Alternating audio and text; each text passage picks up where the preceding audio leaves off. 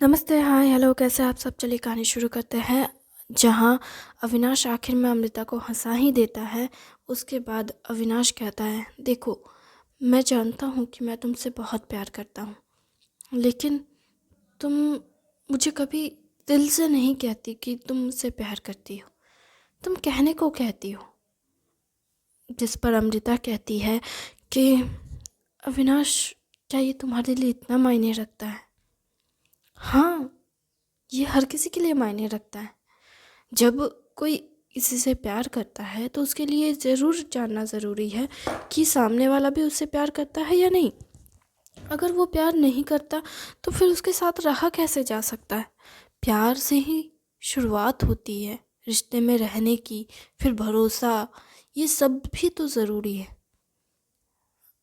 अमृता कहती है, मैं तुम्हें ये तो कह पाऊँगी या नहीं पता नहीं कि मैं तुमसे प्यार करती हूँ, बहुत प्यार करती हूँ, लेकिन लेकिन मैं ये ज़रूर कह सकती हूँ कि मैं तुम पे भरोसा बहुत करती हूँ, और ये मैं दिल से कह रही हूँ। मैं तुम पे बहुत भरोसा करती हूँ अविनाश। तुम चाहे जो कहो, मैं तुम्हारी हर बात मान लूँगी। मैं जानता हूँ, लेकिन मैं ये भी जानना चाहता हूँ कि क्या तुम मुझसे प्यार करती हो या नहीं। क्या प्यार के लिए शब्दों की ज़रूरत होती है? किसी को चाहने के लिए वजह की ज़रूरत होती है? नहीं। तो प्यार को बताने के लिए क्यों शब्दों की ज़रूरत होती है, बताओ? ताकि सामने वाले को भी अच्छा लगे, उसे एहसास हो कि वो भी प्यार करती है। इसलिए अम, क्या मेरे तुम्हारे इतने करीब आना क्या ये नहीं बता सकता कि मैं तुमसे कितना प्यार करती हूँ? बताता तो है। मेरा इस तरह तुम्हें गले लगाना क्या ये महसूस नहीं कराता कि मैं तुमसे कितना प्यार करती हूँ?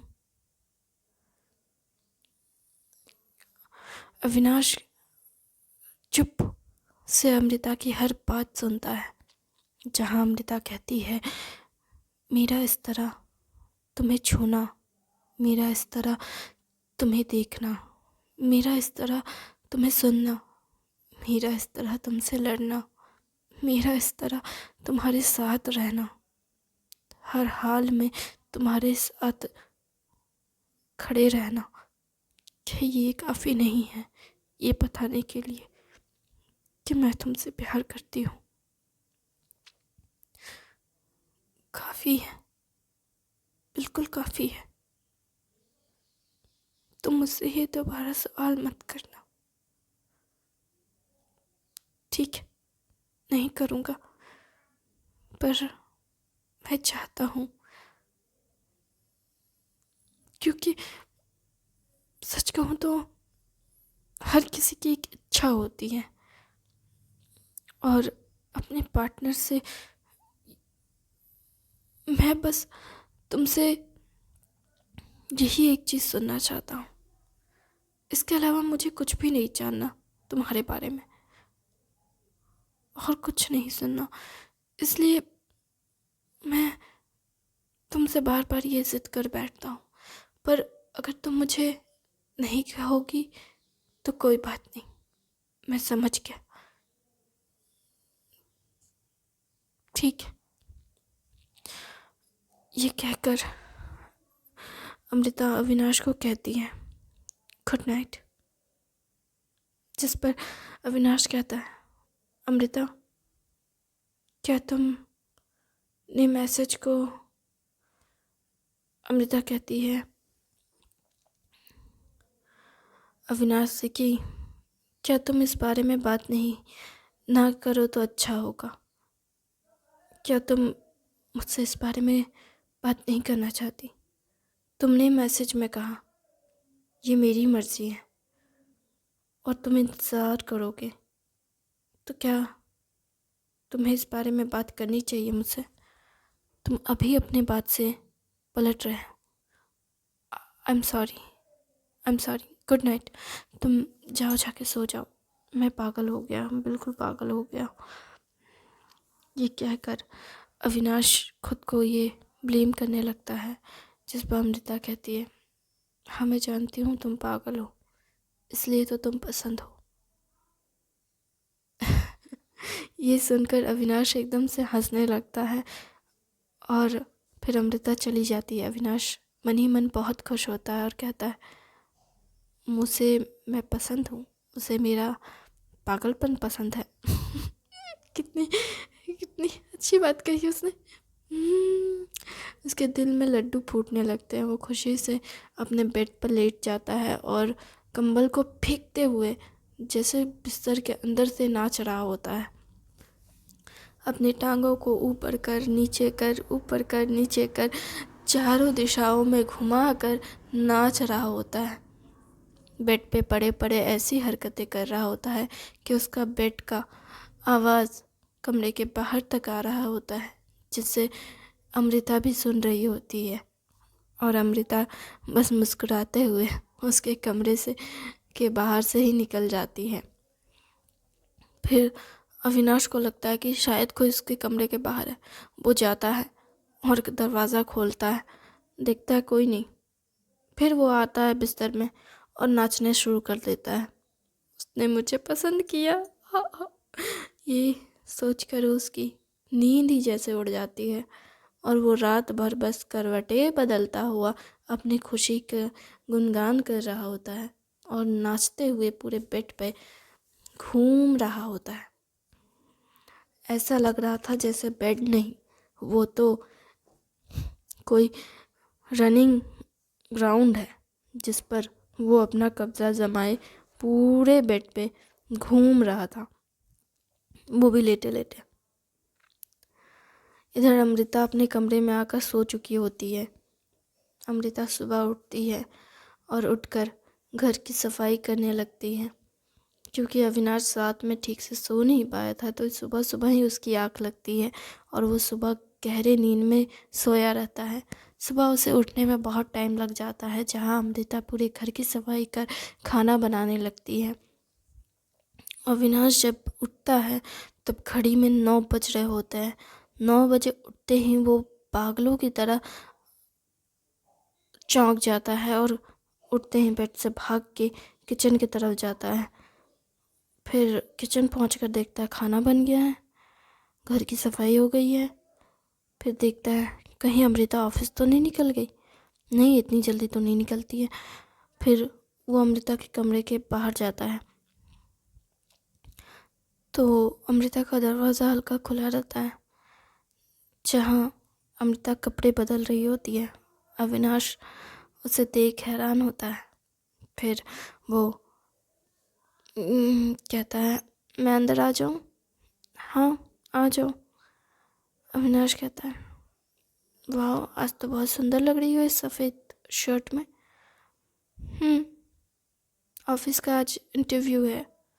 इंटरव्यू है? हाँ, मतलब नए लोग आ रहे हैं तो मुझे उनका इंटरव्यू लेना है। ओह अच्छा, ठीक है। All the best. Thank you. मुझे लगता है कि तुम्हारे पास इतना टाइम नहीं है कि तुम मुझे यहाँ ऑल द बेस्ट करो। हाँ, तुमने सही कहा, मेरे पास टाइम नहीं है। मुझे भाग कर अविनाश अपने कमरे में जाता है, बाथरूम जाता है, नहाता है, भाग भाग के सारे काम करता है और फिर ब्रेकफास्ट टेबल पे आता है 9:20 में। जब वो 9:20 में ब्रेकफास्ट टेबल पे आता है तो अमृता उसका ये इंतज़ार कर रही होती है। फिर उसे खाना देती है, फिर खुद को खाना लेती है और खाना शुरू करती है, जहाँ विनाश बहुत हैरान होता है कि वो इतनी देर पहले तैयार हो गई, लेकिन उसके बावजूद भी वो मेरा इंतज़ार कर रही है। ये चीज़ अविनाश को बहुत अच्छा लगता है और फिर वो अमृता को देख रहा होता है। ये सोचकर अमृता कहती है, क्या हुआ, खाना नहीं खाना क्या? नहीं खाना है। हाँ, जल्दी जल्दी। फिर खाना खाने लगते हैं दोनों। फिर अमृता अविनाश के माथे पे एक किस कर उसे कहती है, thank you for everything and bye, शाम को मिलते हैं।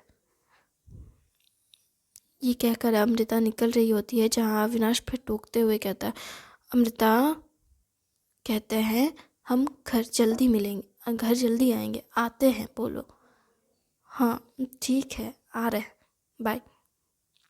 हाँ मैं भी घर को बोल देता हूँ, आ रहे हैं घर, बाय बाय। ये कहकर दोनों अपने अपने ऑफिस के लिए निकल जाते हैं। ऑफिस पहुँचते ही अमृता नए रिक्रूटर से मिलती है, जहाँ बहुत सारे आते हैं इंटरव्यू देने के लिए, एक एक इंटरव्यू लेती रहती है। उसका सारा टाइम थकाने वाला होता है, कोई भी उसे ढंग का पसंद नहीं आता। लेकिन उसी दौरान एक लड़का और आता है, जो सीधे अमृता पे लाइन मारना शुरू कर देता है। उससे तो अमृता सबसे पहले रिजेक्ट करती है और कहती है, अगर तुम अपने सीनियर की इज्जत नहीं करते तो तुम्हारे जैसा इंसान को ऑफिस वर्क करना ही नहीं चाहिए। I am sorry ma'am. ये कहकर अभी अमृता उन्हें बाहर निकाल देती है। उसके बाद फिर एक दो तीन लोगों को आखिर में की फ़ाइल लेकर के वो अपने सीनियर के ऑफिस जाती है और कहती है, मैंने इन कुछ लोगों को फाइनल किया है, आप देख लीजिए, अगर आपको पसंद आए तो। ठीक है अमृता, वैसे कल भी है, मतलब कल भी मुझे इंटरव्यू लेना होगा। हाँ तुम्हें कल भी इंटरव्यू लेना होगा, देख लेना। ठीक है, पर सर मुझे नहीं लगता कि मुझे इंटरव्यू लेना चाहिए। क्यों? क्योंकि पता नहीं क्यों सर, आज एक लड़का आया था, बड़ा ही बदतमीज़ किस्म का था। वैसे तो उसकी डिग्रियां और सब कुछ मुझे बहुत अच्छी लगी, लेकिन उससे बात करने की एकदम तमीज़ नहीं थी। सीनियर से कैसे बात करते हैं, कैसे एक औरत की इज्जत करते हैं, उसे कुछ समझ नहीं था। उसे देखकर तो मुझे बहुत गुस्सा आया। वो कौन है ज़रा मैं भी देखूं। मैंने तो उसका फाइल मतलब मैंने उसके बारे में शायद मुझे देखना होगा, मेरे डेस्क पे मैंने उसके बारे में कुछ लिखा है या कुछ रखा है, देखते हैं। ठीक है, उसे लेकर आओ फाइल को, मैं भी देख लेता हूँ। सर आप सच में उसे लेंगे? नहीं, पर देखना तो होगा। तुमने उसकी सीवी देखी है और उसे तुमने पसंद किया है, तो ऑफकोर्सली अगर कुछ तो अच्छा होगा ना उसमें।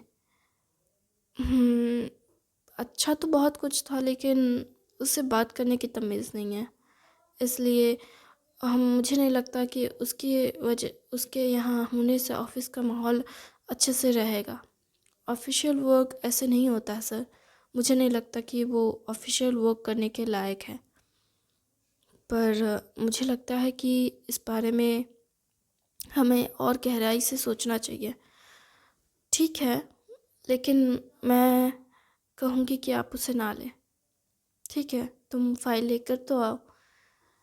ये कहकर अमृता अपने डेस्क पर जाती है, जहाँ पे उसके बारे में थोड़ा बहुत लिखा हुआ रहता है। वो लेकर आती है और सर को दे देती है और कहती है, सर ये लीजिए, और आज का कोटा मेरा पूरा हुआ, अब मैं घर जा रही हूँ। ठीक है, पर कल के लिए भी तैयार होके आना। हाँ सर, मुझे लगता है यही काम करने के लिए मैं बैठी हूँ यहाँ पे। करना तो तुम्हें ही पड़ेगा, क्योंकि तुम सबसे बेस्ट हो इस काम में। हाँ लगता है आप कुछ ज़्यादा ही मुझे महत्व देने लगे हैं। ज़्यादा तो नहीं, लेकिन हाँ तुम बहुत अच्छा कर रही हो, इसलिए तुम्हारे ऊपर भरोसा है, क्योंकि तुमने अब तक जितने भी मतलब लोगों को सिलेक्ट किया है, उन सब ने बहुत अच्छा रेवेन्यू जनरेट किया है इस कंपनी के लिए। तो ऑफकोर्सली तुम बहुत अच्छी हो इस मामले में। थैंक यू सर, आपका शुक्रिया। अब मैं चलती हूँ, बाय। Okay bye.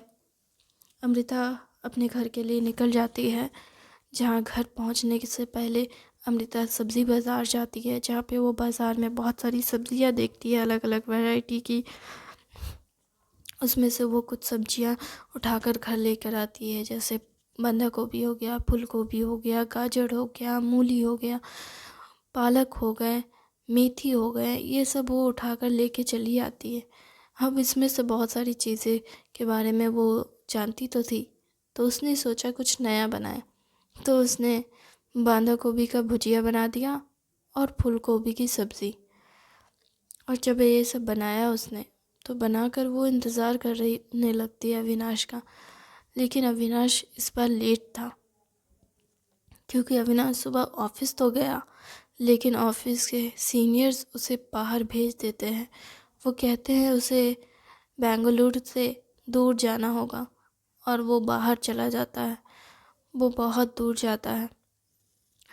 जब वो दूर जाने के बाद वहाँ काम करने लगता है, काम ख़त्म होता है, और जब वो घर आने की तैयारी में रहता है, तभी अमृता फिर उसे फ़ोन करती है। फ़ोन करते ही अविनाश उठाता है और कहता है, क्या हुआ? अमृता कहती है, तो अविनाश कहता है, कुछ नहीं, मैं घर आ रहा हूँ। घर आ रहे हो? पर इतनी देर से कहाँ हो तुम? कितनी आवाज़ें आ रही है गाड़ियों की। तो वो तुरंत टैक्सी की खिड़की बंद करता है और फिर कहता है, बताओ क्या हुआ है? कुछ नहीं, तुम अब तक घर नहीं आए इसलिए पूछ रही हूँ। घर आ जाऊँगा, वो मैं थोड़ा बिज़ी था। कहाँ बिज़ी हो? गाड़ियों की इतनी आवाज़ आ रही थी अभी अचानक से। मैंने कार का शीशा बंद कर दिया है, तो इसलिए। कार से आ रहे हो? क्या मतलब, कहाँ गए थे? सर ने थोड़ा फील्ड वर्क दिया था। तुम फील्ड वर्क करने गए थे? कहाँ गए थे? मैं चेन्नई गया था। तुम चेन्नई में हो? हाँ। तो तुमने मुझे बताया क्यों नहीं कि तुम बाहर जा रहे हो? अरे मुझे कैसे पता चलेगा कि मुझे बाहर जाना है? मैं तो बस बाहर निकला तो मतलब ऑफिस गया, तो वहाँ पे सर ने मुझे अचानक से भेज दिया। वहाँ जाने के रास्ते में भी तो तुम मुझे फ़ोन कर सकते थे ना। मैं करता तो, लेकिन मुझे कुछ फाइल्स भी तैयार करनी थी, क्योंकि सर ने अचानक से मुझे भेजा, तो मैं कार में बैठकर फाइल रेडी करने लगा। मुझे पता नहीं चला कि कितना टाइम हो गया। फिर मैं डायरेक्ट वहाँ ऑफिस पहुँचते ही वहाँ पे काम शुरू करने लगा। फिर मुझे टाइम ही नहीं मिला। तुमने कुछ खाया? हाँ, मैंने खाया। अमृता, तुम ठीक तो हो ना? क्या मतलब तुम गुस्सा नहीं हो? क्या मैं तुम पे हमेशा गुस्सा करूँ, ये ज़रूरी है क्या? नहीं, पर मुझे लगा तुम गुस्सा करोगी, लेकिन तुम आ जाओ घर, फिर मैं गुस्सा करूँगी, ठीक है? और हाँ, बाहर से कुछ खा के मत आना। अगर दोपहर में खाना खाया है तो भूख लगी होगी तो खाना, वरना मत खाना। क्यों? तुमने मेरे लिए खाना बनाया है? हाँ, मैंने हमारे लिए खाना बनाया है। तब तो आना ही पड़ेगा घर जल्दी। वैसे मैं जल्दी पहुंच जाऊंगा, चिंता मत करो। 1-2 घंटे लगेंगे, और 1 या 2 घंटे। उम्म, अभी हम कहाँ हैं सर? तो वो जगह के बारे में बताते हैं। अ, अरे अमृता, हम लोग बेंगलोर पहुंचने वाले हैं। बस ये पार हो गया। कौन सा जगह है ये? अरे यार, पार हो गया, पढ़ भी नहीं पाया मैं। ये पार हो गया, अब मैं बेंगलोर घुस गया हूँ। यहाँ से बस आधा 1 घंटा लगेगा और हमारे घर तक आने में। ठीक है, जल्दी आना। हाँ। फिर फ़ोन रखते ही अविनाश का सर का फ़ोन आता है। सर कहते हैं, ऑफिस जल्दी आओ और जो कुछ भी हुआ है वो सारे रिपोर्ट्स मुझे दो। तो अविनाश कहता है, सर नहीं, मैं अभी अपने घर जा रहा हूँ। मैं रिपोर्ट्स आपको कल दे दूँगा, नहीं तो फिर मैं रात में खाकर आपको मेल कर दूँगा। मैं अभी आप ऑफिस नहीं आ रहा हूँ। तुम ऑफिस नहीं आओगे? मैं भी तो ऑफिस में हूँ ना। सर, आपकी बात अलग है, मेरी बात अलग है। तुम में और मुझ में क्या अलग है, बताना ज़रा। मैं शादीशुदा आदमी हूँ, मेरी बीवी, मेरा दिमाग खा रही है, लेकिन फिर भी मैं ऑफिस में हूँ, तुम भी आओ यहाँ पे। Thank you very